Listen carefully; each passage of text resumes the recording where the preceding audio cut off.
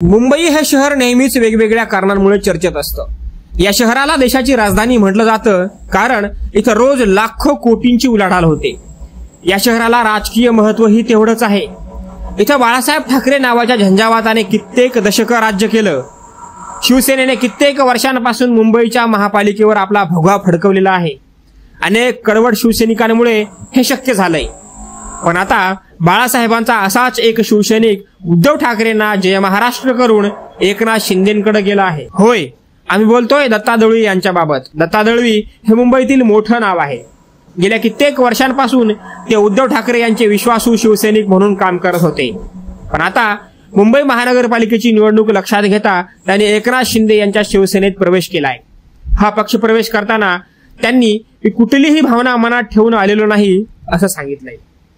दत्ता दळवी हे कधी काळचे बाळासाहेब ठाकरेंचे अत्यंत विश्वासू नेते। साध्या शिवसैनिकाच्या रूपात राजकारणात पाऊल ठेवलेले दत्ता दळवी नंतर मुंबईचे महापौर झाले। बाळासाहेब ठाकरेंच्या तालमीत वाढलेले असल्याने ते मुंबईतले खंदे शिवसैनिक म्हणून ओळखले जायचे।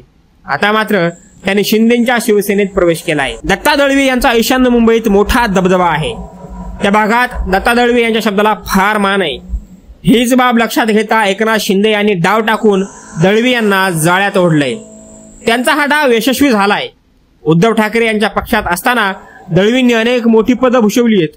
ठाकरेंनी त्यांना शिवसेनेचं उपनेतेपदही दिलं होतं। दरम्यान मुंबई पालिका जिंकण्यासाठी ठाकरे आणि शिंदे पूर्ण ताकद लावत आहेत।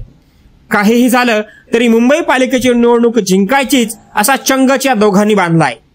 त्याचाच एक भाग म्हणून शिंदेंनी दळवी यांना जवळ केलंय। ठाकरेंचा एक शिलेदार आता शिंदेंना मिळालाय। ठाकरेंना ईशान्य मुंबईत कदाचित त्याचा फटका बसूही शकतो। तसं झाल्यास एकनाथ शिंदेंचा हा डाव हिताचा ठरू शकतो। असं असलं तरी उद्धव ठाकरे यांची ही ताकद फार कमी नाही। मुंबई पालिका हातातून जाऊ द्यायची नाही असा निश्चयच त्यांनीही केला आहे। त्यामुळे आता एकनाथ शिंदेंच्या या डावपेचाला उद्धव ठाकरे नेमकं कसं उत्तर देणार याकडे सर्वांचंच लक्ष लागलंय।